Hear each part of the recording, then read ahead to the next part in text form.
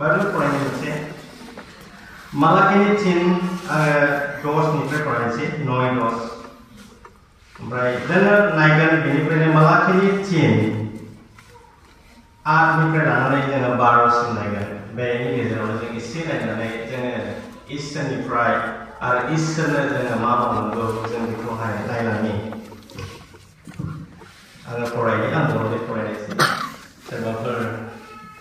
बर' बुजिफोर थादोंब्ला अननानै just follow all your Bible. I'm going to read from Boro. মই ইছলাগা বাক্য পঢ়িবলৈ আছে এতিয়া মালাকি 3:9-10 এটো পঢ়িবলৈ আছে কেলে মানে মই এতিয়া বৰহে ধৰি আছে কোনেবা বৰ নাজানা মানুহ থাকিলে নিজৰ লগা বাইবেল চাবিদে এটো পঢ়িব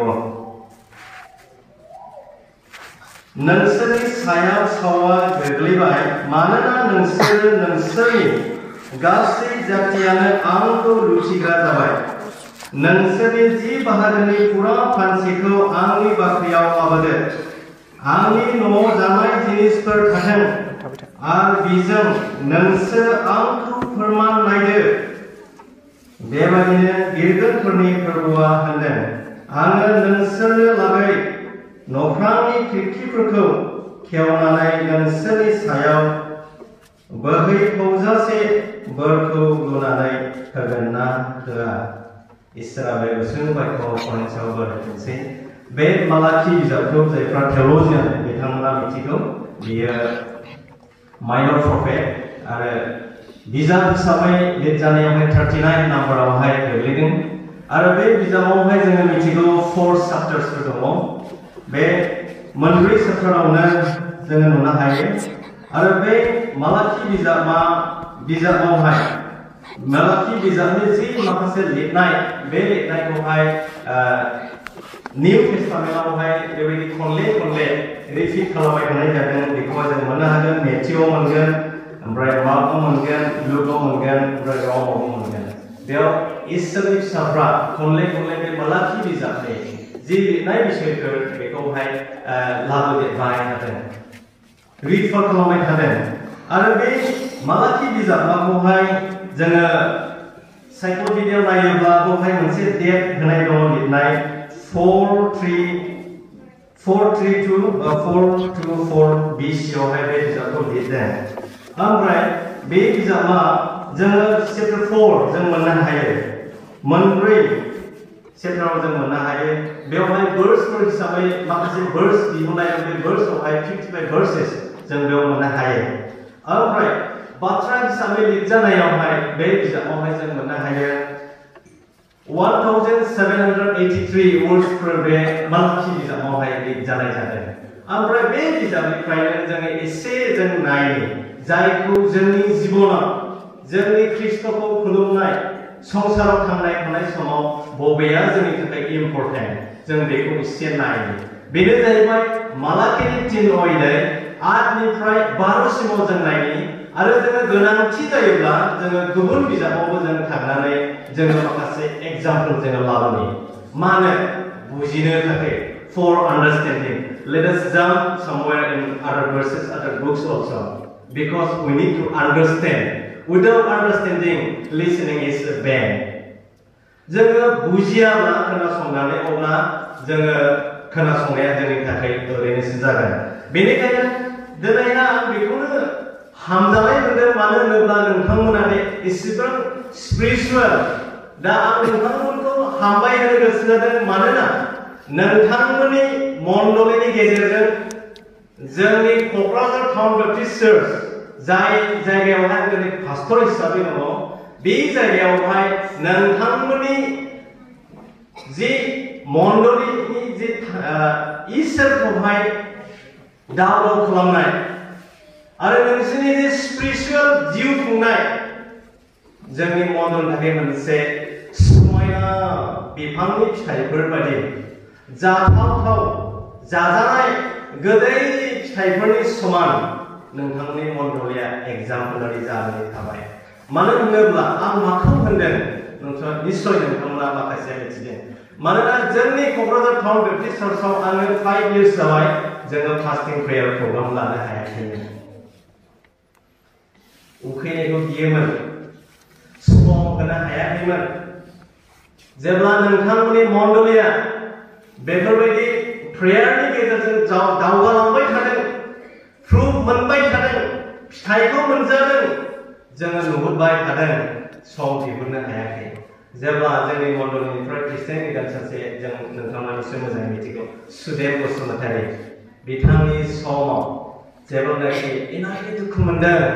जोङो गले गले बिथांनि थाखाय आरज खालामबाय थादोंमोन मण्डलि हिसाबै आरो पास्टर हिसाबै खनले थांबाय थादों मालाबा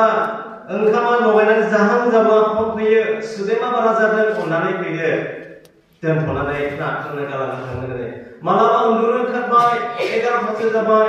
सुदेमा बारा जादों अननानै फैब्र' थांनो गोनां जादों मालाबा जे अखा हादों बेयावबो लेंहरदों थांनो प्रार्थना खालामदों सोखानाय मोनाखै हायाखै जेब्लानाखि सुदेमा बारानिफ्राय बारा जानानै जेब्ला नोंसिनि मण्डलियाव थाफैबाय बेबायदिनो जेब्ला थाफैनानै सुदेमा मोजां जानानै थांबाय गोसोआव इनाय थुलुंगाखांनाय फैदों गोसोआ बायग्लिखांदों मेगनाव मोदै गदों जों मावनांगौखौ गुबुन मण्डलियासो मावनो गोनां जाबाय बे खामानिखौ दिनै आंसो मावनांगौमोन नाथाय गुबुन मण्डलिसो मावनो गोनां जाबाय गोसोआव इनाय दुखु मोनदों लाजिनाय फैदों चेलेन्ज फैदों बिनि उनावहाय आं फुरा गावनो दायित्व लानानै मानसिफ्रा मा बुंथों मानसिफ्रा मा सानो सानथोंसै सोरबा सम होनो हाया दाहोथोंसै आङो फोरबोनि मोखांखौ नायबाय सिन्था खालामदों लाजिदों गिनाय मोनदों जेब्लानाखि गोरबोआव दुखु मोनखांनायजों फोरबोनि सिगाङावहाय सिद्धान्त लाबाय जोङो सानथाम फास्टिंखौ डिसिसन लानानैहाय जोङो 10 जनजोंहाय जों जुरिजेनबाय जुरियै जेब्लानाखि आङो बे टपिकआव टिमाव थांनायनि सिगांनो खोन्थाखानो सानबाय देन नोंसोर जेन बुजिनाय बायदि आङो मा पइन्टआव थांदों आङो फोरबोनि मावनायखौ खोन्थानो नागिरदों दे फोरबोआ मानो जोंखौ दिनै गोथाङै दोनदों आरो फोरबोआ जोंखौ गोथाङै दोननाया मा पारपासाव दोनदों आं बेजों बुंलांनानै दिनैनि नोंसिनि 10 टाइम डेखौहाय माखासे बिसोरफोरजों बुजिहोनो थाखाय आंनि लाइफनि गेजेरजों आं बुंलांनो सानदों दिनै बेबायदि जेब्ला सिन्था खालामनानै फास्टिं पिरियड थाजेनबाय 10 जन थाबाय सेकेन्ड टाइम डिक्लेयार होबावबाय नेक्स्ट मान्थनि थाखाय जेब्ला डिक्लेयार होबाय सानडेआव दानि फैगोन बुधबार बिस्तिबार शुक्रबार जोंहा सानथाम फास्टिं दंबावो मा जाबाय दिनैहाय सानडे गेजेरा जोब्बाय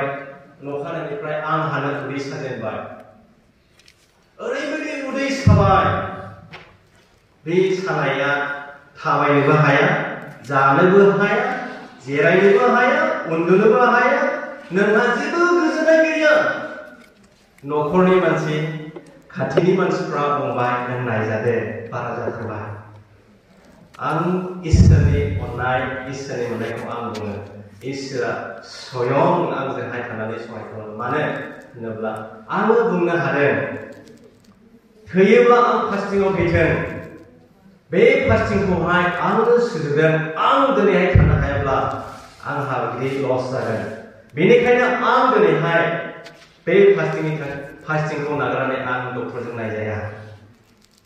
आङो मुलि गरसे जायाखै डक्टरजोंबो नायजायाखै आरोबाव बिनि उनाव जेब्ला स्टार्ट जानोसै अब्ला सासे जोंनि न'खरनि मण्डलिनि सासे जोहोलावा उदै सानायजों बेमारा थैहां पाटआव हस्पिटालाव थाहैलायबाय दाने बे समावनो मोनाबिलियावहाय प्रार्थना खालामनो गोनां जाबाय बे समाव इसोरनो खावलायबाय थानाय आंखौ बुंबाय बेयो ओमफ्राय क'क्राझाराव जेब्ला लाबोदों अब्ला आङो बेखौ आरोबाव नायफैबावदों बे समावबो बुंबावबाय जाय आंजों फैफादों नोङो नायजाखादो ओमफ्राय आं बुंबाय आं नायजाया जेब्लानाखि फास्टिंआ थालांबाय जाबाय प्रार्थना बिजाबाय गायाखै साननै थांबाय जोबथा मोना गाबोन सानजौफु जोबनोसै ओरैबायदि लेलायबाय देहाया ओंखामबो उखैबाय मेंबाय जेब्ला फास्टिंखौ गिर्जानिफ्राय दोनथ'नानैहाय न'आव फैगोन रेस्टनि थाखाय आंखौ फरायनानै आं फोरबोआव बुंबाय फोरबो आं इनायनो उखैबाय इनायनो मेंबाय इनायनो साबाय सानायाबो खमायाखै फोरबो मा जाबावगोन नोंलाय इनायनो गोसोआ गेब्लेबाय बे समाव जेब्ला गोसो गेब्लेनानै फोरबोनावहाय खावलायबाय फोरबोआ इसिबां गोलावनि इसिनि गिदिर थालिर थाइसे गोमोन होफैबाय जेब्ला आङो मेंनानै प्रार्थना खालामना फोजोबना उन्दुयो थालिर थाइसे होफैबाय बे थालिरखौ आं मोनजाबाय मोनजाखांनायनि उनावहाय एसे गोलाव उन्दुबावब्ला इसिबां गोलावनि सिखा चाइनिसफ्रा फ्राय बाहायो बे इसिबां गिदिर सिखा गुवारखौहाय मोनसे लानानै फैबाय सासे बांद्राय गोजौ नङा गुफुर आंनि बे उथुमायनि एसे गोजौथिंहालागै बे बिखा गेजेरनि जरानिफ्राय बेनिफ्राय नुदों नुनाखै बेनिफ्राय ओरै बे जरासिम हाबाय खामिहारा जोबथानायनि एसे गाहाय ओरैहाय बे ओरैथ' बिसिम खामिहारा थांबाय बे खामिहारानि एसे गाहायाव बेसिम हाहैबाय आरो ओरै आखाइ फारनैजों बोनानै ओरै मोनसे मोसौ सालाय बायदि मोननै दङमोन लोगोफोर एसे गोलाव फुट मोनसेनि गोलावसो जागोन ओरै मोनसे बे सायाव दंमोन उदै हाखावनानै बेखौ बख'नानै हाख'नानै गारबाय बेनो नोंखौ साहोदोंमोन बे बेमारखौ दाखालि सासे जोंनि गिर्जानि सासे आइजोआ जादों बे बुस्थुआ जाया लोंसोग्रा जासोग्रा जासुलाफोर बिथांमोनाव जायो जाहैबाय बोरैबा होनदों बेमारखौहाय नोंथांमोना नायनायावबो नुगोन ओरैबो बे थायो सायावहाय प्रेज द लर्ड इसोरा आंखौ गावनो अपारेसन खालामनानै मावदों दे आरो दिनैनि 10 डेजों लोगोसे आं गोबां खोथालांनो सानदों आरोखि आंनि जिबनाव एक्सपिरियेन्स फोरबोनि मावनाय that what God has done for my life what I was आं सोरमोन फोरबोआ आंनि थाखाय मा मावदों बेखौ आं नोंथांमोनजों दिनै रायज्लायनो गोसो जादों दिनै बे मालाखि बिजाबाव माइनर प्रफेट नाम्बार हिसाबै अल्ड टेस्टामेन्टआवहाय 39 नाम्बार्सआव लिरजानाय बेबायदि 4 चैप्टार्स 55 verses 1783 वर्ड्सफोरनि गेजेराव माखासे few verses just I'm collecting before you to share the gospel which is needed in his spiritual life. Today you and I need to understand whether I am belongs to God, whether I am obeying Christ, even Lord commands or not, or I am just living like worldly people. Moi keneka ase nijoki sablai lage. Sorry, आङो मोनथाम language बुंग्राखाय बुंफ्लाङो आङो बे माइकखौबो इयावसो बे कलेजखौ लायो ओमफ्राय आं थाबायग्रासो जिखिया जा दा बेबायदि इसोरनि अननायखौ सोर मोनदों जों मोनदों दा नोंथांमोननि मण्डलियाखौ आङो धन्यबाद होयो मानोना नोंथांमोननि मण्डलिया दिनैहाय बेबायदि फास्टिं प्रेयारावहाय आवगायनानै थायामोनब्ला आङो मिथिनाय नङामोन आरो सिनायनाय नङामोन नोंथांमोननि मण्डलिया बाख्नायजाथों फोरबोबो बाख्नायजाथों मानोना नोंथांमोननि मण्डलिनि फास्टिं प्रेयारनि खामानि मावनायफोरखौ नुनायखाय बिथाङा नुनायनि गेजेरजों नै बिथाङा नाजानानै दिनैसिमाव आङो 7 days फास्टिं थानो नायनायाव फोरबोनि गेजेरजों आङो फोरबोआव 5 days ड्राई फास्टिं थानो होदों बेयाव आङो आंनि न'खर आंनि मण्डलि आंनि नांगौ जातिनि थाखाय इलेक्शननि थाखाय आङो बेयावहाय थानो हादों 5 days जायफ्रा थाया बिनि थाखाय गोब्राब खिन्थु इसोरा लिड खालामनायखाय आङो बे 5 daysखौ without any problem difficulties just आङो बेखौ मावफुंजोबनो हादों बे माब्रै नोंथांमोननि मण्डलिखौ आङो क्रेडिट होनो गोसो जादों मानोना नोंथांमोननि दैदेनगिरि नोंथांमोननि मण्डलिनि जि मावनाय इसोरनि सहायनि गेजेरजों इसोरनि जिउखौ दैदेनजानायजों दिनै नोंथांमोना मावदों बेनिखायसो जोंनि क'क्राझार टाउन बेप्टिस्टआव दिनैसिमावहाय 25 जनसो फास्टिं प्रेयार थाग्राफोर जाबाय लोगोफोर इसोरा बाख्नायजाथों जोङो 7-10 जन गाहामल' जाबाय थायोमोन दाखालिनि थांनाय बै सप्तायावहाय बे बै सप्तायावहाय जेब्ला फास्टिं थाबावदों 17, 18, 19 तारिख बेयावहाय जोङो 25 जनसो थादों गोबां सोखाजादों लोगोफोर हान्थु सानाय फिसाय न'आव थायै हा गैयै सोरनिबा दादु गोनां खुजिलि गोनां सोरबा आथिर गोनां सोरबाया मानिबा दुखु सोरबाया फाइनान्सियेलि बे गासैबो सहाय मोनदों लगे लगे खोन्थादों नै बिजादों गाबोन सिखार जाफैदों दिनै बिजादों गाबोन सिखार जादों मोनफा मोनफा जख्रबनानै सिखांनो हाया हान्थुफ्रा सानाय मोनदोंमोन बायनाय बायदि डक्टरा सोखानो हायाखै डक्टरा जेबो मावनो हायाखै डक्टरनि मुलिफ्रा जेबो खालामनो हायाखै खिन्थु फोरबोआ फास्टिंनि गेजेरजों बेखौ मावदों प्रेस द लर्ड नोंसोरहाबो एक्सपिरियेन्स दं बेखौ ना इउ हेभ अलसो एक्सपिरियेन्स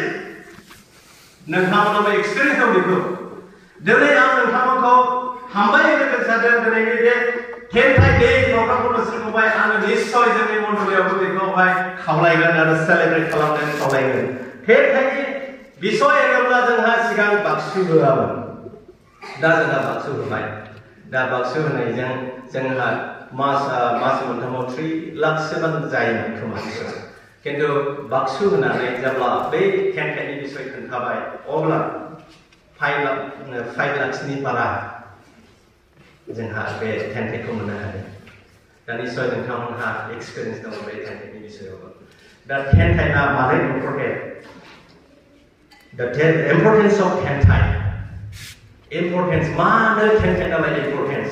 दा बेनि गेजेर आं खोन्थालांबावगोन दे आंहा जिबनाव दिनै पास्टर मावजेनना जोनोमनिफ्राय लानानै आं मिथिनो रोंजेननायनिफ्राय दिनैसिमावहाय आंहा इसोरनिफ्राय गोबां आशीर्बाद मोननाय दङ जेब्ला 1993 आव बांगाल होदोंमोन बे समाव अक्ट'बराव आङो उन्दै बांगाल आंनि बिफाया बे समाव जोंनि न' खाथियावहाय गोबां मोसौफोर लाबोदोंमोन बे मावफोर फुटबल फिल्डखौ निश्चय मिथिगौ सोरबा दानि उन्दैफ्रा मिथियाबो जानो हासिगौ बेयावहाय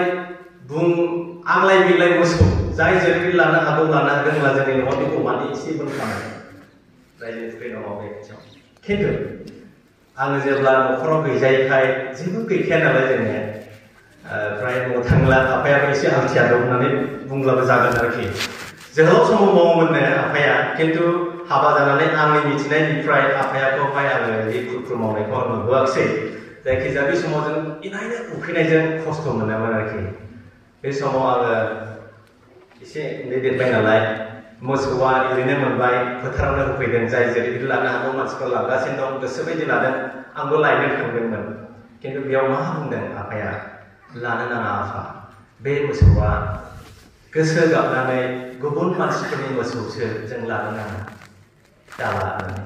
दुखु मोनदोंमोन आं दा बेखौ मोनदांदों फोरबोआ आंखौ बै समनिफ्राय सायख'खादोंमोन खोमा लाहोआखै दे दा 10 टाइमा माने इम्पर्टेन्ट होनब्ला जों मालाखौ नुदों एसे न'यावहाय जों फरायबाय न'यावहाय मा होनदों बे माइनर प्रफेट मालाखिया मा बुंदों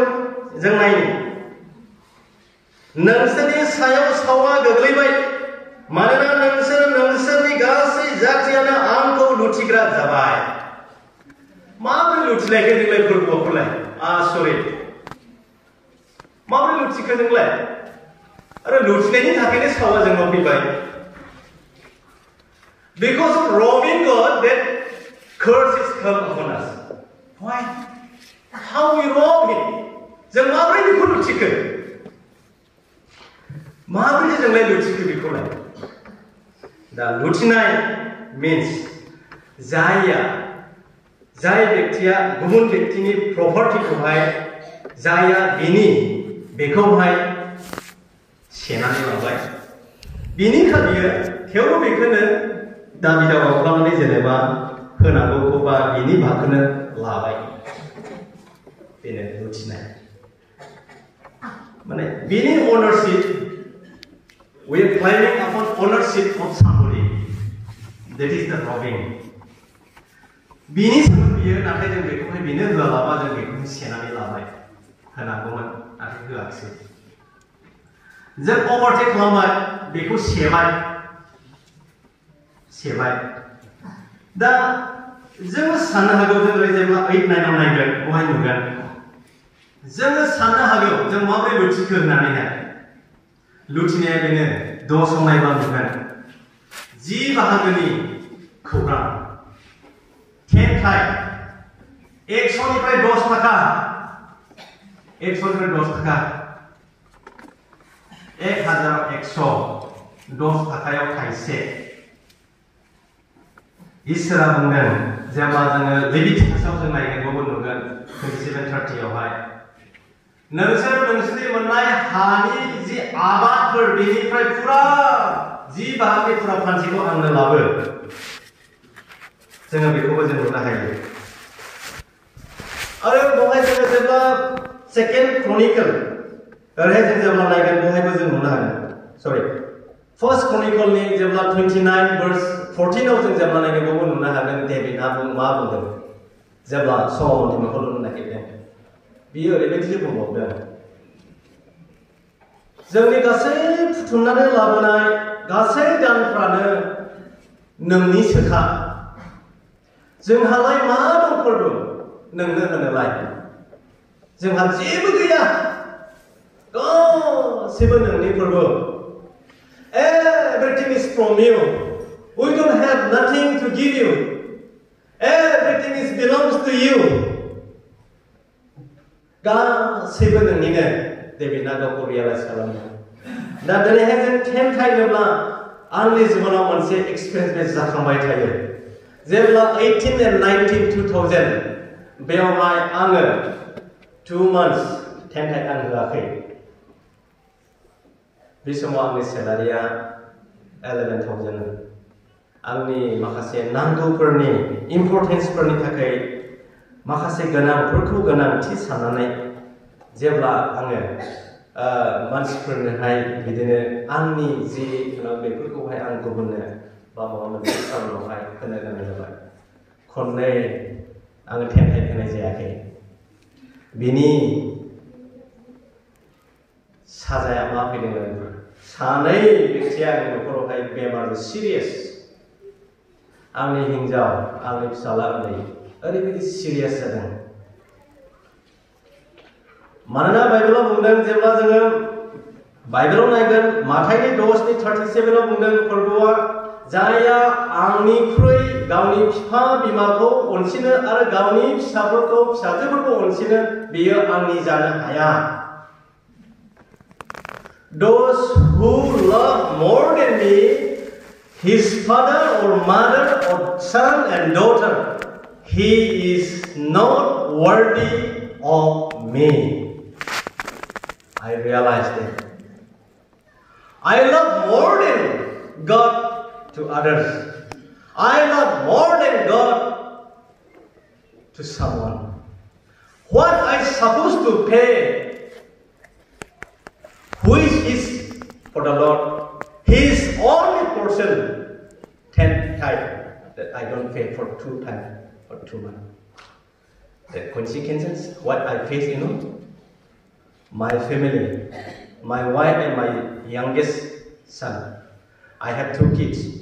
Delight and Diligent. Elder one is 7 years old, and one is now 4 and 2 months. Last son, so serious. About to die,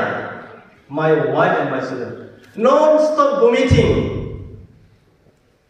That my small son. Later on, I understood. Oh, that is what I supposed to pay. That is I myself spend all those, so that it's heaven in my life. My heart is so pain. Realize myself. आं गोसोखांदों बे समाव गोसोआव इनायनो दुखु मोनदों फोरबोआ आंखौ इसेबां फोरबोआ माबा मोनसे खालामगौमोन खोमा जुदि आङो बेखौ होआमोनब्लाबो नाथाय बे फोरबोनि बाहागोखौ आङो बाहायनायखाय जानायखाय दिनै आं मा मोनखो दुखु जानो गोनां जादों फ्रिकुवेन्टलि बिमा जाबाय सिरियास बिमाया जोबहांहां जानाय लोगो फिसाला जाबावबाय non-stop vomiting 24 hours. The son is so senseless. ओरैबायदि जाबाय बेनि साजाया महानिफ्राय फैखो फोरबोआ बराबाय बाव बुंदों बाइबेलावहाय नोंसोरो आंखौ लुथिबाय बेनिखायनो नोंसोरनि सायाव सावा गोग्लैबाय बे सावा नोंसोरनाव गोग्लैबाय दिनै आं बेखौ मोनदों गोसोखांदों फोरबोनि बाहागोखौ आङो बाहायनायखाय आङो बेखौ मोननो नांबाय आं जायाखै खिन्थु आंनि फिसाफोर जादों आंनि फिसाफोर जायफोरखौ आं अनो बे सायाव गोग्लैबाय रियलाइज from that onwards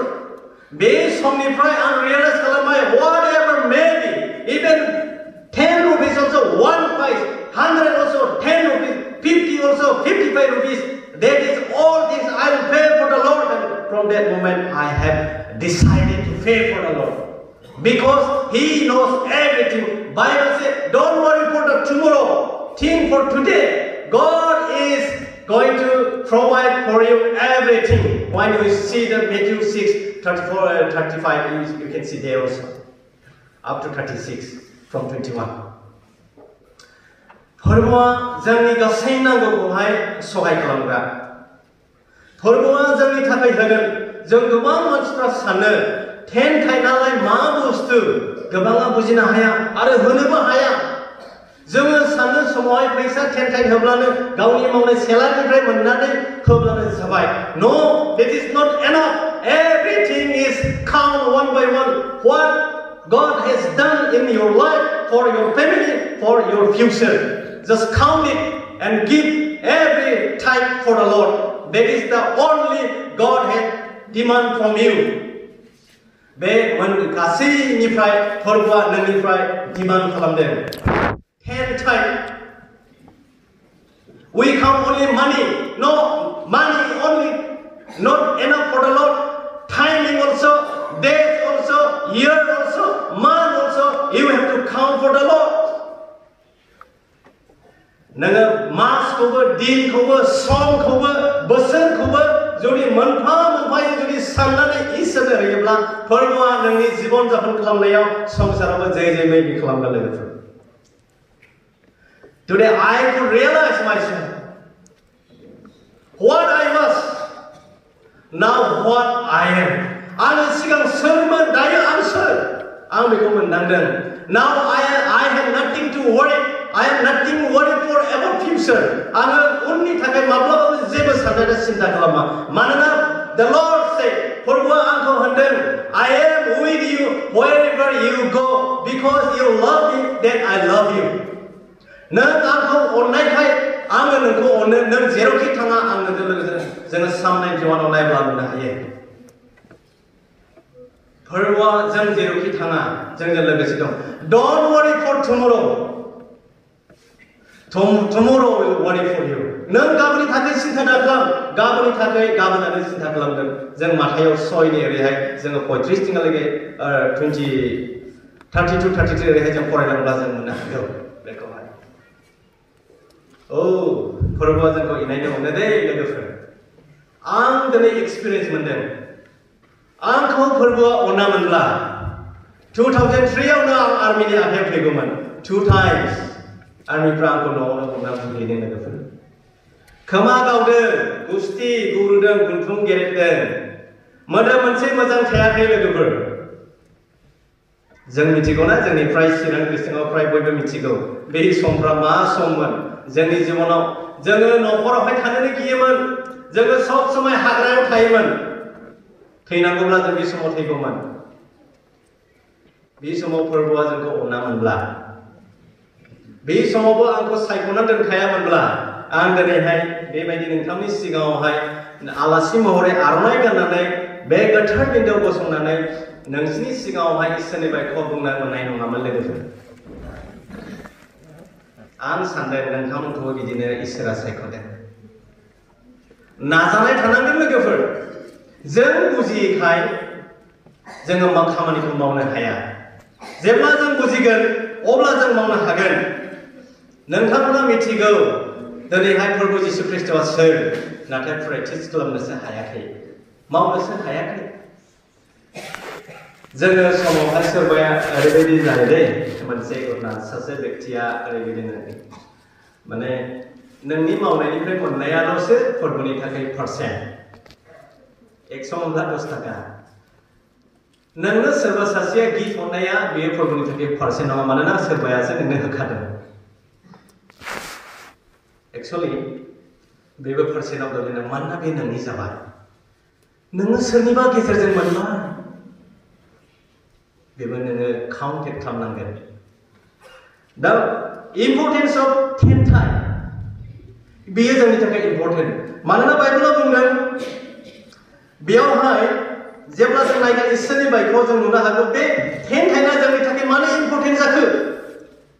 इम्पर्टेन्टआ जाहैबाय जोंनि गेजेरावहाय जुदि जों 10 टाइन होआबा मा जागोन होनदों जोंखौहाय साव मोनगोन नोंसोर जाथि मानिफ्रानो आंखौ लुथिबाय नोंसोरनि सायाव सावा फैबाय नोंसोर जुदि आंनो 10 टाइन होआब्ला आंनि न'आवलाय माब्रैथो जानाय आदारफोर थागोन माब्रैथो आंनि मिनिस्ट्रियालाय हरगोन माब्रैथो आंनि मावग्राफ्रालाय मोनजागोन फोरबोआ बुंदों bring in my house बोसोन बिजाबनि 3नि 9आवबो ओरैबायदि होनदों बेयो मा 10 टाइन होनाय दान होनायफ्रा इसोरखौ मान होनायबो जायो दे बेयाव ओरैबायदि होनदों नोंसोरो नोंसोरनि मावनानै मोननाय गासैबो आबादफोरनिफ्राय दान लाबोनानै फोरबोखौ मान होदो मान respect your creator with everything गासै बिषयाव जोङो टेसनिकेयाव नायब्ला 5:18 आव नुयो ना फोरबोआ महान दे लोगोफोर नोंसोर फ्राय मिथिगोन बयबो मिथिखायो थेवबो आं बुंनो गोसो जादों दिनैहाय फोरबोआ सासे महान इसोर बोलोग्रा इसोर बियो ओरैबायदि बोलोग्रा इसोर जोङो समावहाय जों बिनि फारसे जों साननो खालि अननायखौल' जों सानो खिन्थु जों बिनि रागखौ जों सानफ्लाङा Sometimes think for his angriness also. His wrath is so dangerous. Bini wrath जोंनायखौ नाय समाव लोगोफोर जों बिनि अननायखौ दानाय जोङो अननो होननानै खनले जों बुहुद मावबाय थाब्ला जेब्ला बिनि रागा गोग्लैगोन अब्ला रावबो गसंथानो हानाय नङा No one will stand before him because when he come with the angerness it will be so terrible for you जेब्ला बियो रागजों फैगोन अब्ला जोंनि गेजेराव बियो ओरैबायदि गिथाव बाथाव जागोन रावबो गसंनो हानाय नङा लोगोफोर नों बेखौ सिन्था खालाम समावहाय जों साफ्रोम ख्रिस्ट' फोथायारि बिदा फंबाय बिब' बिनानावफ्रा सिन्था खालामनाय मोजां फोरबोनि थाखाय फोरबोनि होनाय नियमफोरखौहाय मोनफा मोनफा हिसाब खालामनानै फोरबोनि बोसोरफोरखौ लानानै नियमफोरखौ फालिलांनाया जोंनि थाखाय गोनां बेनिखायनो जोङो गितफोरावहाय डेभिडआबो बेखौनो बुंदों 128 नि 1 आवहाय इसोरनि बोसोन बिनि हुदाखौ मानिग्रा फालिग्राफ्रा साफ्रोमबो मानसिफ्रा साबायस होननानै बुंदों लोगोफोर जोङो फोरबोजों साबायस होनजानांगोन Blessed are the men those who obey his command those who are utilizing their command जायफ्रा बाहायदों बिनि बोसोनफोरखौ जोङो नाय गितफोरनि 128 नि जेब्ला 1 आव फरायगोन बेखौ नुगोन जोङो समावहाय जोङो टेन्टफोरखौ होनोबाय आं खोन्थाबाय नोंथांमोननो ना आङो मास मोननैनिल' एसेल' फैसा 11,000 नि फैसालाय बेसेबां जागोन नुनायाव 11,000 नि फैसा 1100 थाखा 2200 थाखाल'सो हिसाब खालामोब्ला 2200ल'सो only 2200 I am just robbing आङो जिसुखौ इसोरखौ लुथिदों 2200 थाखा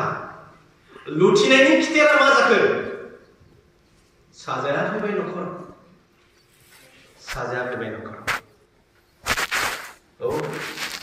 जोङो फोरबोखौ लुथिनाया गिथावथाव जों मानसिया इसोरजों दाजानाय मानसिया इसोरनि बाइबेलखौ फरायनानै सोरगो रायजोआव थांनो लामा बानायग्राफ्रा सासे नोंखौ सोरजिग्रा व्यक्तिखौनो जुदि लुथियोब्ला बे बेसेबां गिथावथाव जागोन बेलाय सिन्था खालामसाय नोंखौ सोरजिबाय जों मिथिगौ हानि हाद्रि जोंखौ दादों जों जि हां लादों बे हांआबो इसोरनि बे होग्रा मानसिखौ जोङो लुथिब्ला बे मालिका जोंनि सायाव मा खालामगोन बेलाय बिसारा फैखागोन only 2 times 1100 2 times 2200 I am just robbing him the problems comes in my life the moment I realized that बे समाव आं गोसोखांनो गोनां जादों दे बेनिखायनो 10 टाइम होनाया इम्पर्टेन्ट दा बेनिखायनो जों बयबो थेनथाइखौ होनो नांगौ आरो जों जेब्लाबो फालिनो थाखाय इसोरनि सिगाङाव नांगौ। दा थेनथाइ होनानै आरोबाव जोंहा मा लाब जाखो खौ नायनो फोजोबनो थांदिनि बे आं बांद्राय बुंनो सानो नोंसोर मिथिखागौ अनलाइन नोंसोर निश्चय खोनाखाबाय। थेवबो दानिया आंनि जिबनाव लाब जानाय आरो बेक्तिफोरनि जिबनाव लाब जानायखौ थेनथाइ होग्राफोरनि सायाव मा मा इसोरनि बोर गोग्लैयो बेखौ नायदिनि। Those who give tithe upon them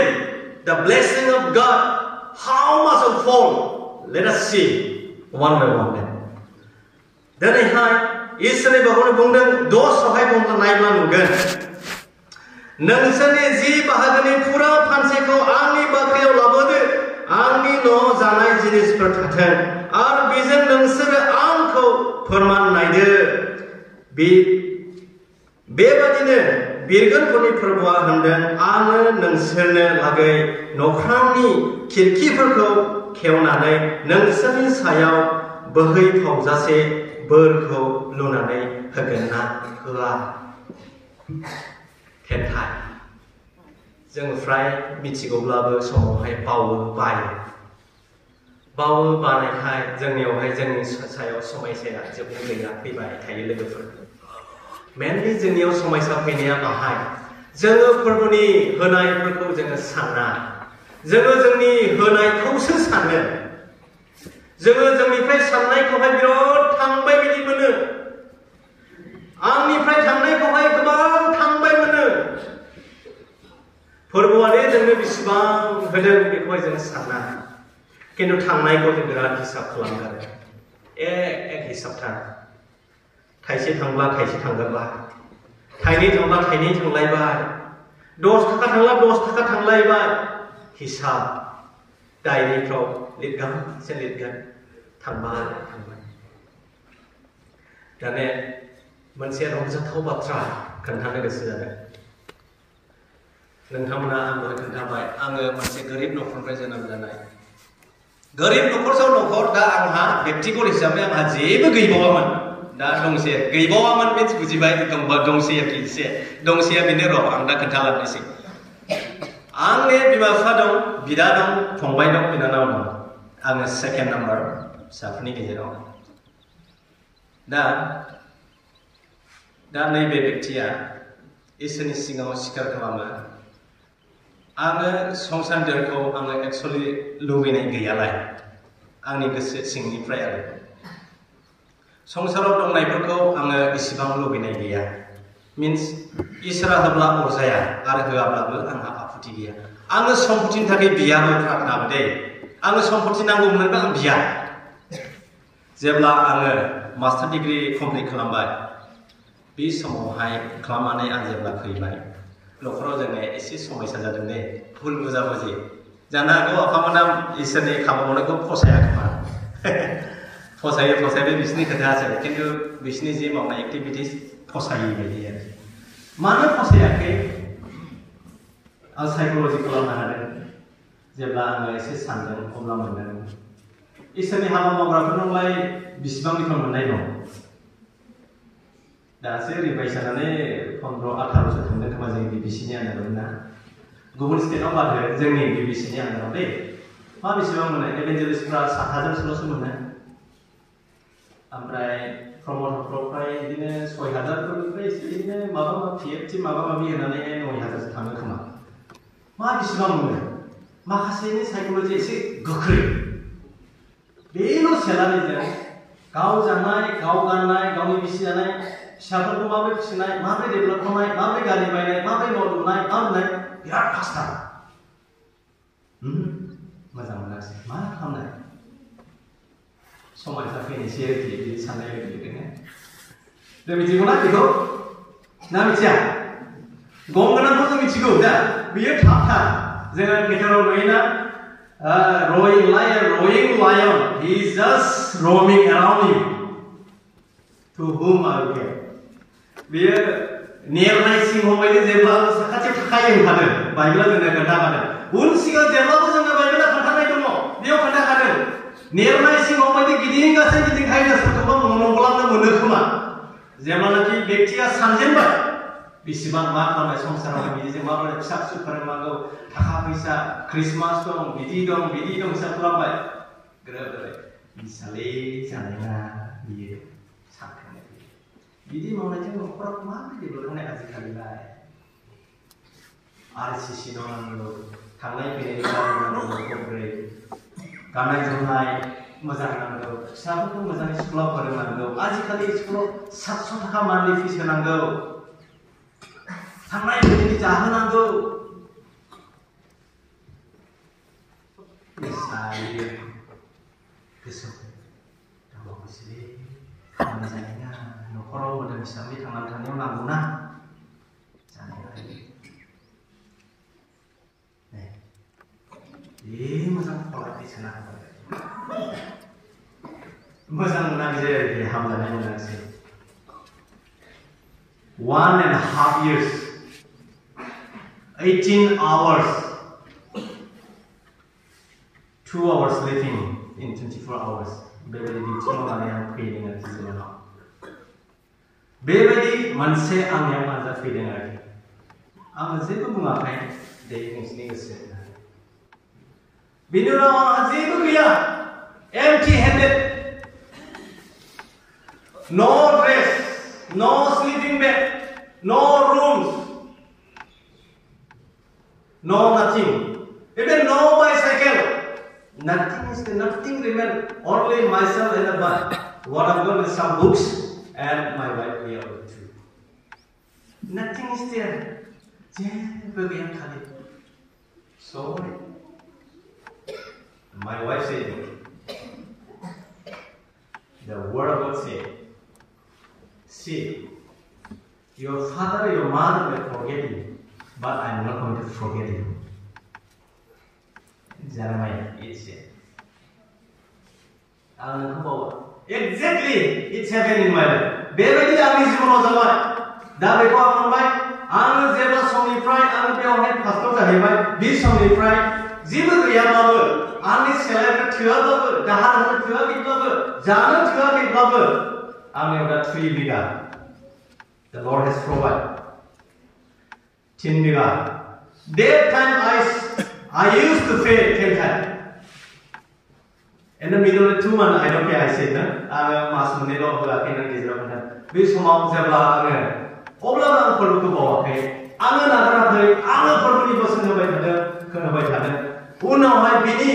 इसोरनि अननाय आंनि दुखुखौ नुदों आंनि सैनायखौ नुदों आङो 3 बिघा हा मोननो हादों दा बेजों लोगोसे आरोबाव नायबावदो आङो मोनसे स्कुटि फरायनो थाखाय सिन्था खालामदोंमोन आरो बिसोर फरायगासिनो दङ दासिमावहाय बे फारसे फरायगासिनो दङ इंलिस गोजौ लादों टुलेटखौ लानानै बे दा मा जोबोद सिन्था खालामदोंमोन जोंनि थाखाय न'खराव साब्रै जाबाय फिसाफोर सानै बिसि साब्रै बायनाव जायगा थोआ सासे थिंखियावसो गोग्लैयो थिंखिनि उनाव मोनसे जायगा थोआ माबा मोनसे दोङानो समायसा जायो सिन्था खालामनायफोरखौ नोंनि हिसाबला जोङो स्कुटि बोराय मोनसे बायनो नागिरदों 10-15 हाजारसोनि टाउनाव मोननोब्ला नांगौमोन होननानै जों प्लान खालामदों फैसाया 15 हाजारसो जाब्ला स्कुटि मोना स्कुटि बोरैबा खाथि मोनसनब्ला फैसाया थाया समायनि बानायनाय बुरिया पिअ पास जालायबाय फार्स्ट डिभिजन मोननै लेखा लानानैहाय दाने गभर्नमेन्टआ मा डिक्लेयार होलायबाय फार्स्ट डिभिजन 60 नि गोजौ बिदि फारसे मोननायफ्रा स्कुटि मोनगोन फ्रि आया मोजांथ' मा जालायखो नंगौना दाउ जानो थेवबो दे मोनलांबाय इसोरनि इस्सा उनाव बारे जाबाय थाबाय जोङो आमाय मोनजादोंमोन बिथांखौ खबर हरबाय थादों उनावहाय साबि होबाय खालि डकुमेन्ट जिरक्स खालामबाय माने 500-600 थांदों खोमा स्कुटि मोनबाय जोङो 80,000 सोनि आरोखि नायसाय इसोरा बेसेबां मोनगोन बे मा होनदों होननानै नोंनि फेथफुल नोंनि जे मोनदांबाय इसोरनिफ्राय नोङो जे इसोरनिफ्राय होनदों मोनदों प्रभुआ नोङो नाय बे टेन्टाइट होनायजों आङो सोरगोनि खोरखिफोरखौ खेवनानै नोङो आग्लाय बिग्लाय बोरफोरखौ होयोना होआ बेखौ आं मोननो हादों उनसै खिन्थु दासिमाव आं मोनदांदों फोरबोआ आंनो बेबायदि इसोरनि गावनि अननायजों सोरबा सासेया होयोब्लाबो मोनगोन नायदो आंखौ दाय थायनि आं होदों होननो हायैनि ओरै बर्डनि ओरै फैनानै माबायदि होदों बेयाव स्टेटआव दङ स्टेटनिफ्राय फैनानै डिस्ट्रिक्टआव फैबाय ना बिटिसिआव फैबाय जोंबो मोननो हागोन इसोरनि अनेक सोमोनांथाव दे सोमोनांथाव God is so merciful so gracious He loves everyone बे गासैखौबो अनो He provides every person those who were faithful in His eyes He will provide every need of you गासैबो बे टेन्टाइ होग्राफोर आरो इसोरखौ मानिग्रा बिसोरनि थाखाय माब्लाबाबो इसोरा दुखुआव खोख्लैनाय नङा बियो जेब्लाबो नोंनि थाखाय साखाथि फाखाथि थानानै नोंनि नांगौफोरखौ बियो होफ्लायलांबाय थागोन लोगोफोर Just believe and trust and give Just trust Just फोथाय Just इसोरनियावहाय फकास खालाम इसोरा नोंनो होगोन मानोना आं myself आं गावनो मिथिगौ आंनि सायाव इसोरनि गिदिर अननायखौ आं मोननायखाय आङो मोनना मोनला नोंसोरनो खोन्थानाय नङामोन लोगोफोर दिनैसिमाव इसोरनि अननाय जेबो आंनि सायाव जेबो बिपद फैयाखै इसोरा दिनैसिमाव इसोरा आंखौ खांदों आङो बै समनिफ्राय जेब्ला आंनियावहाय बिपदा फैबाय बे समनिफ्राय आङो फोरबोनियाव प्रमिस खालामनानै आं दिनैसिम सिंगेल फाइस आङो जानो थाखाय गोसो जाया आंहा गिनाय दं फोरबोआ आंनि सायाव निस्सय समायसा लाबोगोन आंहा गिनाय दं only 2 times 22 थाखाल' आङो इसोरखौ लुथिदोंमोन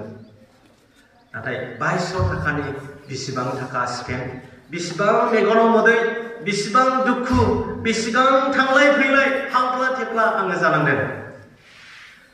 सोरबाफोर होआखैब्ला दिनैसिमावबो टेन्टाइखौ साननो रोङाखैब्ला जोङो साननाया मोजां गोथौयै लोहाबनाया मोजां लोगोफोर जोङो मिथिनांगोन लोगोफोर इसोरनि अननाया बेसेबां गिदिर नोंथांमोनखौ जोङो बाख्नायनो गोनां नोंथांमोननि जे होनाय आरो नोंसिनि जे फास्टिं प्रेयार आंनि नायनो गोसोखांबाय थायो नोंथांमोना आंनि थाखाय मोनसे गिदिर एग्जाम्पल जानानै थाबाय आङो थैजासेयाव आङो निस्सय बावनाय नङा इसोरा दे नोंथांनि मण्डलीनि गेजेरजों बेबायदि आंनि जिबनाव थुलुंगानाय लाबोदों आं बेखौ निस्सय बावनाय नङा जेब्लासिम आं गोथाङै थागोन नोंथांमोननि मण्डलीया देगानांगौ लोगोफोर सारा बिबिसिआव बर' जाथिफोरनि गेजेराव सारा बिटिसिआव बड'लेण्डआव नोंथांमोननि मण्डलीया everywhere गासैयावबो एग्जाम्पलारि जानांगौ लोगोफोर not only fasting prayer program not only healing of someone not only healing of the sicknesses no everywhere in giving even 10 times even table offering everywhere be active give everything cheerfully the God is going to provide all the needs of your life नोंनि गासै नांगौफोरखौ फोरबोआ गासैयावबो फोरबोनि थाखाय नोंथांमोना इसोरनावहाय फैगौ जायोब्ला नोंथांमोननि गथ' गथाय जोङो ओरैहाय 11-12 नायोब्ला जों बेखौ जोङो गुमा गयं आरो फिथाइफोरनि बिसय बुंनाय दं बेवहाय गुमा गयंआ नस्थ' खालामगोन नोंसिनि फोथारनि आबाद गुमा गयंफ्रा आबादखौ नस्थ' खालामगोन होननानै बुंदों आरो फिथाइया रायि सायावनो फिथाइया रहायनाय नङा होननानै बुंदों जों 12 समाव जों नायब्ला 11-12 बे बिसयखौ जों एसे साननानै ना बे आबादा सोर बे फिथाइफ्रा सोर रहायनाय फिथाइया सोर जाखो जों बेखौ एसे रियलाइज खालाम बे आबाद मावग्राफ्रा इसोरानो आरो बे आबाद जाय आबाद बे जोंनो आरो जोंनि न'खरानो गुमा गयंआ सोर बायदि मैया समायसा बेमार आजार गुमा गयंआ बेनो नस्थ' खालामनो बायदि मैया बेमार लाबोगोन बोथोर सयन रहायगोन होननाया जाय फिथाइखौ नोङो फुरा गोरा खालामनानै जानो सानदोंमोन नों बेखौ जानो मोननाय नङा गोरलै बैसोआव जाजानाय समावनो बियो गोग्लैगोन नोंनि फिसाफोरनि सायाव नोंहा जि थांखि दङ स्पेसियेलि गार्जेन्स पेरेन्ट्स बिमा बिफाफोर जोंहा गथ' मोननायजों लोगोसे जोंहा थांखि थायो नङा होनबा थांखिया बेनो जे संसाराव थांना थासान्दि मोजां सोलोंथाइ होगोन बेबायदि सोलोंथाइ होगोन मोदोम हिसाबै सोरखौबा सोरनिबा प्लानफोरा बिदिनो डक्टर इन्जिनियार ओमफ्राय बिदिनो बायदि मैया जोंहा थांखि थायो जोङो बेबायदिनो जोथोन लायो फिसाफोरखौ खिन्थु जोङो फोरबोनो हायनायखौ टेन्टेटफोर होनो हायाब्ला मा बुंदों टेन्टेट होयैफोरखौसो होनदों दे बेयाव मालाखिया सिदायै बुंदों टेन्टेट होयैफोरखौ बेयो मा होनो गुमा गयंफोरजों नस्थ' जागोन फिसाफ्रा खोथा मानि जागोन देरलांनाय लोगो लोगो बिसनाव बायदि मैया बेमार गोग्लैगोन रहायलांनाय होनदों लास्टआवहाय नों जायखौ आसा खालामदोंमोन गोरा खालामनानै गोमोन खालामनानै जानो नों बेखौहाय मोननाय नङा मानोना नोंनि आसाया ओरै आसा खालामदों मावनांगौखौ मावाखै जोङो जेब्ला ओरैहाय माथाइनि टेस्टनि ओरैहाय जोङो 22 टेस्ट 24-25 ओरै फरायलांब्ला जों नुनो हायो बेवहाय ओरैबायदि दङ आं मोननैसो बोसोरफोरनो फोजोबनोसै बेवहाय ओरैबायदि दङ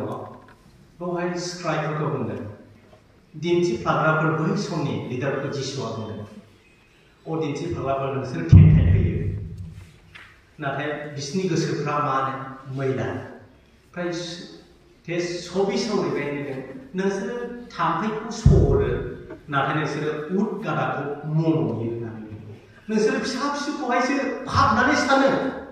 फाबनानै सिनायो ओमफ्राय बेबायदि मावो नाथाय नोंसोर देरसिनखौनो दोनखोमायो मिनिङा थाम्फैखौ सहरो मैला होननानै जिहुदि जाथिफोरनि समायावहाय जिहुदिफोरनि थाखाय थाम्फैजों आरो उद गादाजों बिराद मैला बे डिफाइन बुस्थु जोङो जायखौहाय जौफ्राखौ जोङो मैला होनोना जौ ड्राग्सफोरखौ जों मुगैयो लेथ्रा होनो जोङो बेखौ दाङा गोदैयाव बे जिहुदि जातिफोरनि थाखाय बे थाम्फैजों उद गादाजों ओरैबायदि मैला आरोखि बिसोरो बेखौ जाया जेब्ला थाम्फैया दैयावहाय बासनबाय बिसोर बेखौ सहरो ओमफ्राय बेजों लोगोसे जिसु ख्रिस्ट'आ बिसोरखौ मा होनदों दिन्थिफ्लाग्राफोर होननानै जिहुदिफोरखौ ओरैबायदि होनदों नोंसोर थाम्फैखौ सहरो उद गादाखौ मन'यो मीन्स गोलै गोलैखौहायसो नोंसोरो हिसाब लायो नाथाय गेदेरखौ नाय आरो बिनि गोजौआव ओरैहाय जों फरायलाङोब्ला जोङो ओरैहाय 19फोरनिफ्राय 20फोरनिफ्राय जों फरायोब्ला मोनबोगोन ओरैहाय मा होनदों गोथै हाखरा सुनैजों फुननानै समायना सायाव दोनो नाथाय जेब्ला जों गोथै हाखराव नायो बेयाव बेगें गोजा मैला बेबायदिनो नोंसिनि गोसोआ आरो जों मा खालामो बे समाव बिसोर मा खालामो थोरसिफोरखौ सायावल' मानजि जाहैबाय गोजों सिङावनिखौ मानजिया जिसु ख्रिस्ट'आ रायदों बिसोरखौ बेनिखायनो नोंसोरो सिङावनिखौ मानजियो अब्ला सायावनो अट'मेटिक गोजों जागोन गोथै हाखराव जेरै मैला मैला बेगेंफोर थायो नोंसिनि गोसो सिङावबो बिनि मैला मैला थायो नोंसोर थाम्फैखौ सहरो नाथाय उद गादाखौ नोंसोर मन'यो जिसु ख्रिस्ट'आ बुंदों देरसिन फारखौ जों दोनखोमायो देरसिन खामानिफोरखौ जों सिखोमानानै लायो खाना दैदेनगिरिफोर दा टेन्टेट होग्राफ्रा आरो जिसुआ बुंदों नालाय इसोरा बुंदों आंनि न'आवहाय जानाय मुवाफोर थाथों नोंसोर फुरा जि बाहागोनि फुरा फानसेखौ आंनो लाबो आंनि न'आव गोबां जानाय दाहाफोर थाथों बे न'आवलाय मानोथो दोननांगौ मा खालामो बेखौलाय सोरबाया साननो हागौ बेखौलाय फालो फासोफोर जागारो होननानै जों होयो बिसोर जायो होनना साननांगौ बिसोर इसोरनि मावग्रा जों नायनो दे गुबुननिफ्राय जों फोजोबनि दा बे जानाय आदार थाथों होननायखौ बेखौ जोङो एक्जेक्टलि जोङो बाहायनो जाहैबाय मेनलि जोङो पास्टर आरो गिर्जानि मावग्राफोरनो आरो लोगोसे माबा मोनसे समायसा जाब्ला जों इमारजेन्सिफ्रावहाय जों बेखौ बाहायो बे टेन्टेट्सफ्रा इसोरनि हाबा बे जाहैबाय टेन्टेट होनाया इसोरनि मिनिस्ट्रिखौ जौगाहोनायनि थाखाय इसोरनि जि मावनांगौ हाबाफोर बेखौहाय बारायलांहोनायनि थाखाय जोङो टेन्टेट बे इसोरनिखा इसोरा बेखौ जोङो जेब्ला माथाइनि 25 ओरैहाय जों जेब्ला नायलांगोन 31 निफ्राय ओरैहाय जेब्ला 46 सिमावहाय नायगोन बाव बुंदों जेब्लानाखि बे मालाखिजों रिलेटेड जेब्लानाखि जिसु ख्रिस्ट'आ जमिननि रुपाव गावनि फिसाफोरखौ गावनि फोथायग्रा गावनि फेथफुल फोथायारि बिसासिफोरखौ लांनो फैगोन बेवहाय गोथारफोरखौ गाज्रि फिसाफोर गासैखौबो गाज्रिगोन आंनि अनजाग्रा बिसाला बिसाजोफोर फैदो बेवहाय जों जेब्ला 31 निफ्राय 46 आव फराय डिटेल्सलि बेवहाय ओरैबायदि दङ जे जिसु ख्रिस्ट'आ मोननै फाट खालामदों मोनसेखौ बाइबेलनि बायदिब्ला बोरमा गुबै मोनसेखौ बोरमा मेन्दा शिप गड एन्ड शिप आग्राजों दोनदों बोरमा मेन्दा आगसिजों दोनदों बोरमा गुबै आरो इसोरा बुंदों आग्राजों थानाय फिसाफोरखौ आंनि अनजाग्रा फिसाला फिसाजोफोर नोंसोरो आंखौ आंखौहाय ओरैबायदि अनदों आङो उखैदोंमोन नोंसोरो जाहोदों आङो गांदोंमोन नोंसोरो लोंहोदों आङो लांथंमोन सि गैयामोन नोंसोरो आंनो सि गानहोबाय आङो लोमजादोंमोन नोंसोरो नायहैदों आङो गुबुन देशनि जानानै फैदोंमोन आङो आश्रय होदों आङो जोबथेसालियाव जोबजादोंमोन नोंसोरो आंनिसिम थांदों बे समाव फोथारफ्रा बुंनायसै हाबा प्रभु मालाथो ओंखाम उखैया नोंलाय मालाथो दै गांखो नोंलाय मालाथो लांथं थानाङा नोंलाय मालाथो लोमजाखो मालाथो गुबुन देशनि फरेनार्स जाना फैखो मालाथो जोबथेसालियाव जोबजाया नोंलाय गोथारफ्रा बुङो आन्दायो ओ फिसाफोर संसाराव थानाय समायाव नोंसोरो जि आंजों दाजानाय मानसिफोर आंनि मावग्राफोरनो उखैनायाव गांनायाव जाहोदों लोंहोदों जोथोन लादों नायहैदों बेनो आंखौ खालामनाय जादों जोङो मावो समावहाय जों सोरबा लोमजाला जों नायहैनो लुबैयो बेमार नाय बेमार जोङो समावहाय थांनो फैलायलाङोसो थांनो फैयो ना बेमार नाय बेमार दाखालि कर'ना भाइरासआ बयनिफ्राय डेन्जारसिन ना बयखौबो गिहोदों जोङो साम 91 गिथावथावखा बाइबेलाव होखानायखा एकदम गिगारो मोदोम हिसाबै खिन्थु टाउनावहाय जोंहा बिराद जादोंब्लाबो गिनांगौखा थिगखा मोदोम हिसाबै खिन्थु इसोरा आंनो बेबायदि आं बोलो होनायखौ मोनदांदों दे आं गियाखै सोरबाया इनायनो गुजुदों लोमजादों आरो बिनि न'आव थांदों प्रार्थना खालामहैदों लोगोफोर दिनैसिमाव इसोरनि अननायाव आं जेबो जायाखै इसोरानो दैदेनदों आंखौ माने इसोरा बुंदों नों जेरावखि थाङा मानो नोङो सौथुहां जाब्लाबो आंफोरखौ नोंनि आखान्थियाव हमनानै आङो थिखांनानै होगोन होननाय बायदि आं जेबो जायाखै दिनैसिमाव नङाब्ला बै समखौ नायोब्ला आं दिनै नोंसिनि गेजेराव थानो मोननाय नङामोन गसंनो मानो बे बेमारा बेमारमोन जे थांदेरनो हाया बेखायनो हौवा हिनजावजोंबो उन्दुदेरनानै एखे रुमाव थानो हाया सोरबाया जाबायब्ला बेयो आलदा सोरबा जाबाय आलदा क्वारेन्टाइन डेन्जार इसोरनि अननाय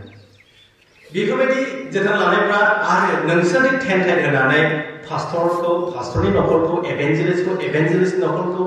मण्डलीय मावग्राफोरनो जि नोंसिनि दान होनाय जाहोनो सोरबा जब्रा जादों सहाय खालामदों सोरबाया माबा मोनसे समस्यायाव गोलैदों थांदों हेफाजाब होलायदों बेफोरखौ मोनसेबो इसोरा मावनाय नङा मोनफा मोनफा हिसाब लागोन बाख्नायगोन बे समाव बयनिबो सिगाङाव जों बर'ल' नङा बे समायाव सारा बुहुमनि फोथायारिफोर आरो पापीफोर बे समावहाय जिसु ख्रिस्टनि फैनाय समाव जेब्ला लांनानै बियो हिसाब खालामगोन बे समाव जोंनि खालि थुक्राझार मण्डलील' नङा जोंनि केटिबिसिनिल' नङा जोंनि बे बिबिसिनि गासैबोल' नङा जोंनि बे गासै बिटिसिनि मानसिफोरल' नङा सारा बुहुमनि इसोरखौ मिथिग्रा आरो इसोरखौ मिथियै मानसिफोरखौ इसोरा जमा खालामगोन बे समाव नोंखौ साखि होगोन अ आं उखैनायाव जाहोदों अ आं दै गांनायाव लोंहोदों आङो लांथियामोन गानहोदों आङो जोबथेसालियाव जोबजादोंमोन नायहैदों बेखौ साखि होगोन इसोर बे समाव बुंगोन जों माला गानहोगोन फारसेथिं ओरै नाखिजों थानाय पापीफोरखौ सोंनोसै डिपार्ट फ्रम मी नोंसोरो आंनिफ्राय गोजान जा सैतान आरो बिनि आर्गफोरनि थाखाय बानायनाय बे लोहो लोहो अरनि अरखियाव नोंसोर थांगोन पापीफोरखौ रायनोसै मा दाय जानायखौ बिसोरनि लायनानैलाय थोनजानाय बिदि इसोरजों जिसुजों थोनजानाया मा मावखो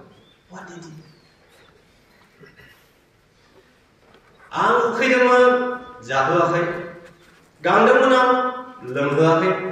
आङो लांथिया खनसेबो गोजां बोथोराव इनायनो गोजांदों गस्ला गांसेखौ गाननो थांदोंमोन जि गोजांदों आं लोंदोंमोन नोंसोर गानहोआखै आङो जोबथेसालियाव नायबाखै बुजादों नोंसोर आंखौ नायहैयाखै आङो लोमजानानै दङमोन दै खावसे मोनाखै बिदिनो होनो मावनानै नोंसोर आंखौ नायहैयाखै सोंहैयाखै प्रभु नोंलाय मालाथो लोमजाखो मालाथो लांथिया गोजान जाना फैखो नोंलाय मालाथो नोंलाय उखैनानै फैखो मालाथो नोंलाय दै गांना फैखो नोंनो फैमानोब्ला जों नोंखौ जाहोगौमोन ना नोंनो फैब्ला जों नोंखौ लोंहोगौमोन ना नोंलाय माथो खोन्थायाखै पापीफोरनि खुगानिफ्राय दुखु नांदों गोसोखांजानाय बे समाव दुखु नांदों बे समा बोले नोंथांनि आरो आंनि थाखाय लेट जाबाय बेयो लास्ट मोमेन्ट दान होनाया ओरैनो नङा लोगो जोङो सोरबाया लोमजाब्ला जों सम होनो हाया सोरबाया माबा मोनसे प्रब्लेमनि गेजेराव फेस जाबाय जोबथेसालियाव थाहैनांबाय नायनांगौमोन आंगो गामिनि आंगो मण्डलिनि मानसि जेखियानो जाया नायनांगौमोन सम गैया बाबाय सोरबाया मण्डलिनि गेजेराव ओंखाम उखैनानै थाबाय बा सोरबा पास्टरानो माबा मोनसे समस्यायाव गोग्लैबाय पास्टराखौ पइन्ट खालामदों देरसिनखाय मण्डलिनि हेडखाय मण्डलिनि देरसिनखाय पास्टराखौ पइन्ट खालामफिननानै बा दिखनाखौ माने दिखन बा पास्टरनि न'खराव ओरैबायदि मोनसे समस्या जाबाय थाखा फैसानि अभाब माइरंआनो दिनैल'सै गाबोन गैले बेयो समस्या जाबाय मोनजागासिबो बोथिसेयाखौनो आरो फिसालानि बा फिसाजोनि एडमिसनानो हायाखिसै बेस्रा इसोरनि मावबा नालाय गुबुन खामानि मावब्लाबोथ' बुंखायो नालाय पास्टरानो दंफां बिजनेस गेलेनायब्रा हनै नोंसि आरोखि बुंनाङा गेलेनोथ' हाखा नालाय पास्टरनि जेरैबो इसोरनि हाबानो होथेजोबखानायखा सिदा मोनसेल' खालि इसोरजों गावजों सोमोन्दो लानानै मण्डलियारिफ्रा अननानै होब्ला बे होजाबाय समाय जाबाय नायहैयाखिसै सहायहोआखिसै नैबेखौहाय बुंगोन गोजान जाहोननिफ्राय सैतान आरो सैताननि आखुथाय बानायनाय नोरोगायजोंसो थांगोन जोंखौ बुंगोन कि जों मावाब्ला जोङो बेखौहाय इनायनो गोसोआव लानाया मोजां दा जों मिथिगौ जोङो इसोरनि बाइबेलखौ जेब्लाबो खोनासङो आरो जों सोलोङो इसोरनि अननाय आशीर्बादा जोंनि सायाव जेब्लाबो थायो लोगोफोर बेनिखायनो जोङो जेब्ला नायो इसोरा जोंखौ बुंदों 10 नाखौहाय ओरैबायदि मोनो लेभिटिकासनि 27:30 नायब्लाबो नोंसोरनि हुनिफ्राय मोननाय गासै आबादनि 10 बाहागोनि फुरा फान्थिखौ आंनि न'आव लाबो लेभिटिकासआव बुङो आरो मालाखियाव बुंफैबाय माथाइखौ बोरै माथाइयाव बुंदों माखौबो बुंदों खिन्थु जोंनि होनाया गोसो सिंजों उइथ रेसपेक्ट बियो फोरबोनि बिनि बाहागो बे आंनि नङा बिनि बाहागोखा जों बेखौ साननांगोन लोगोफोर जोङो हिसाब खालामनांगोन मास मोनसे 30 days इसोरा होखांबाय बिनि बदल आं मा होफिनगोन 16-12 दं ना फोरबोआ आंनि सायाव बेसेबां गाहाम मावबाय बिनि बदल आं मा होफिनगोन He has remembered. God has done so many things for you. What shall I render? जोङो फोरबोनि थाखाय बेसेबां अननाय मोनो फोरबोनिफ्राय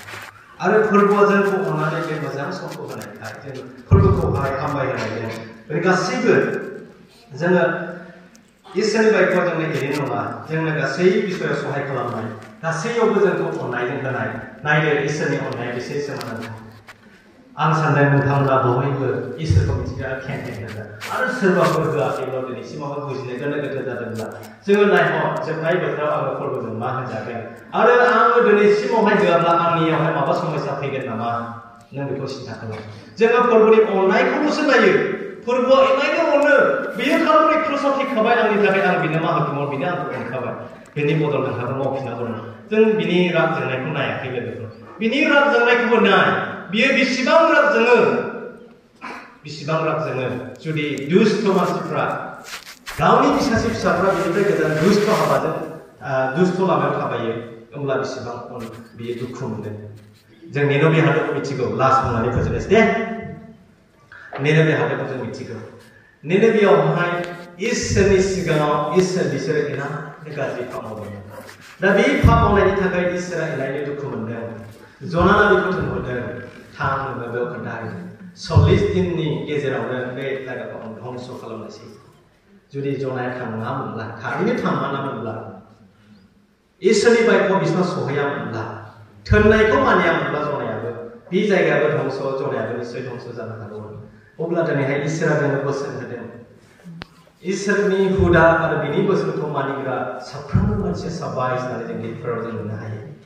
आरो जायफ्रा बेबायदि फालिनानै दिनैसिम सोलिबाय थादों बे मानसिफोरनि सायाव जेब्लाबो इसोरनि अननाय आशीर्बाद जेब्लाबो थागोन आरो जोंनि जि होनाय थेन्थाय बे बेसेबां इम्परटेन्ट जों बेखौ उनावहाय बुजिनो हागोन जों लोहाबनानै नायनो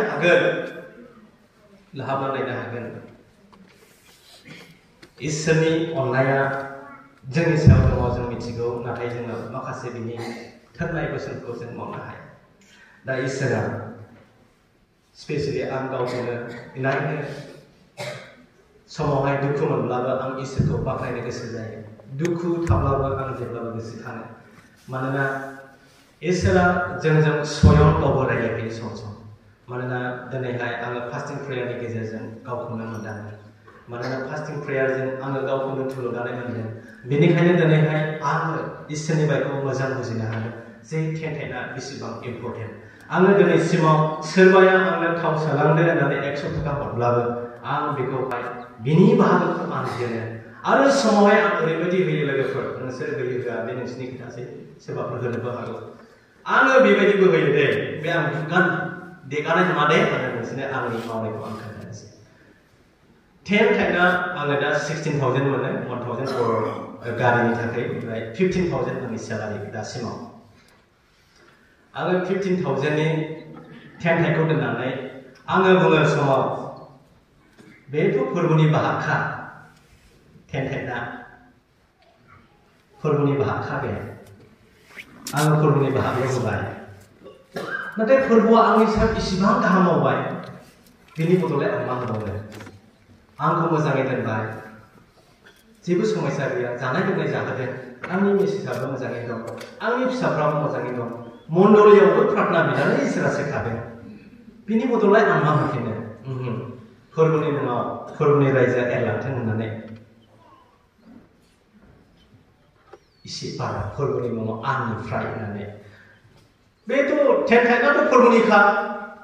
आंनि ओंखारदों आंनि लाबो नोंसोर आंखौ लुथिबाय ओंखारदों दा नोंसोर आंखौ लुथिबाय मानोना नोंसोर बेनो जाबाय बिसया 10 बाहागोनि फुरा फानसेखौ नोंसोर लुथिबाय टेन्टखौ बुंबाय अब्ला बे फोरबोनिखा आं बुजिनायाव बिदिनो आंनि बुजिनायावहाय आं बुजिनाय बायदि बिदि खालामदों जे बै फोरबोनिखौ आं होबाय फोरबोआ आंनि सायाव इसेबां अनबाय आंथ' जेबोआनो होआखिसै फोरबोनो बिनि बदल मा होफिनो दे फोरबो नोंनिनो जाथोंसै होननानै नोंनि हाबाया नोंनि मिनिस्ट्रिया नोंनि मावग्राफ्रा उखैनानै थानाय नोंनि फिसाफ्रा मोनजादेरथोंसै आंनिफ्रायबो खबरसे ओंखाम आं एसे फोलावदेरनो लाइक 500 मालाबा 400 मालाबा 300 as it is possible according to my capacity आंनि हानाय बायदि आंनि दंनाय बायदि आं फोरबोनि थाखाय फोरबोनो होयो मानो होदोंब्ला आङो फोरबोखौ इनायनो धैर्य बानायो दिनै बै समाव आं थैमोनब्ला बिनि बोसोनफोरखौ जुदि खोनासंनानै सोलायामोनब्ला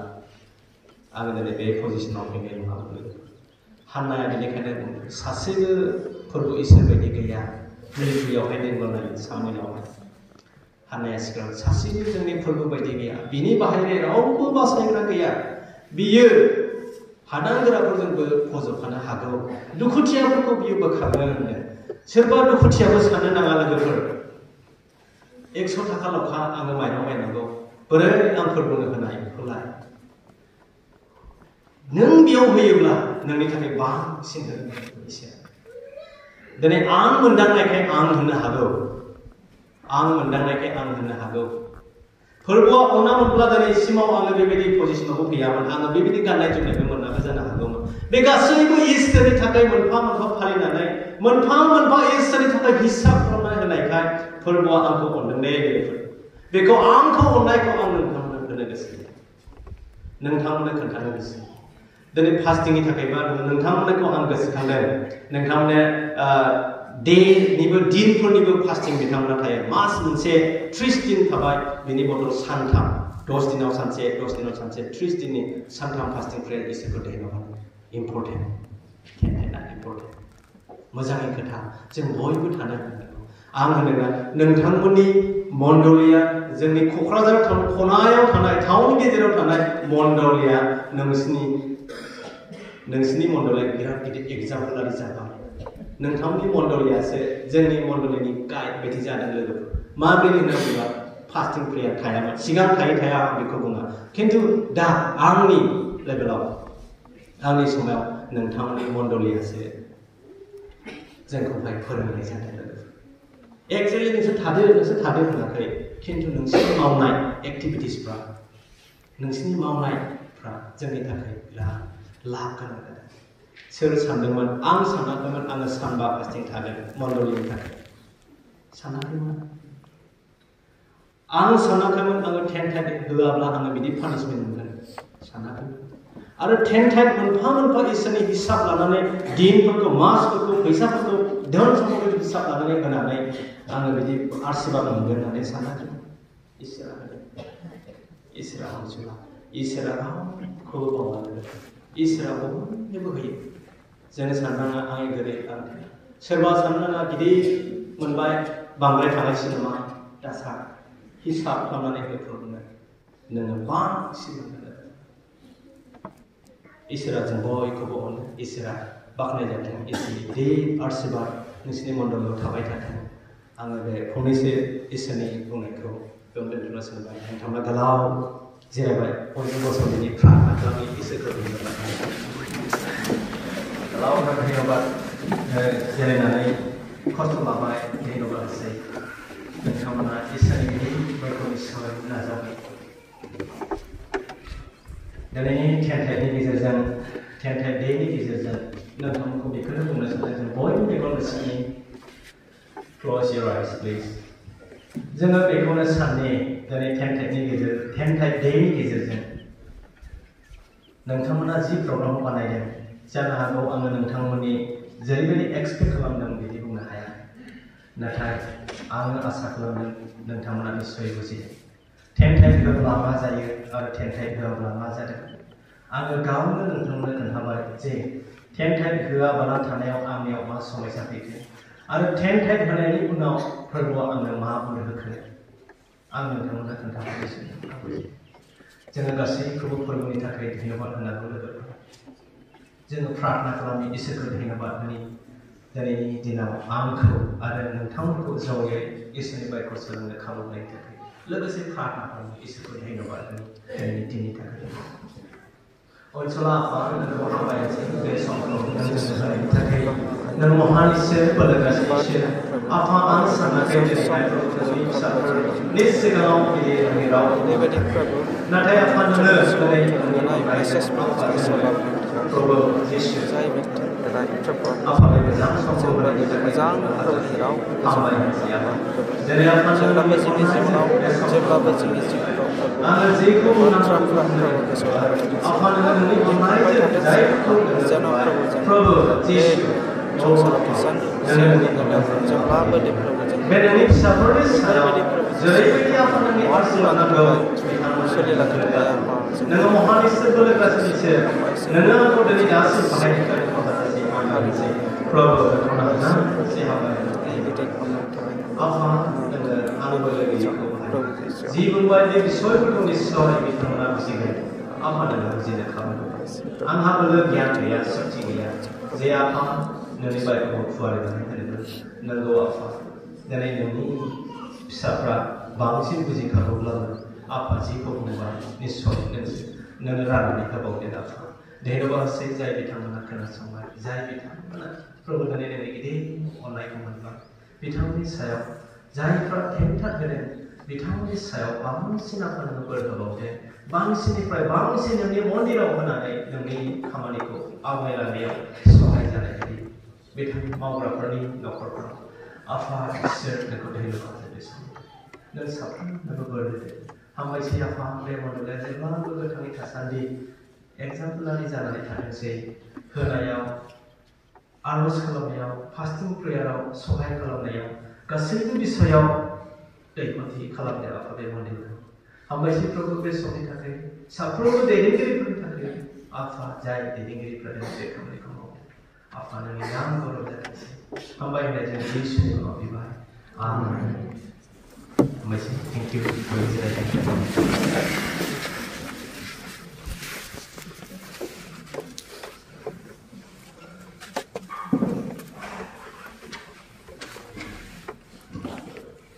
जोंनि मागोना आलासिखौ गोबांथार हामबाय होबाय गोबांथार गुवारै बिसोरनो 110 होनायनि सोमोन्दै जोङो मिथियो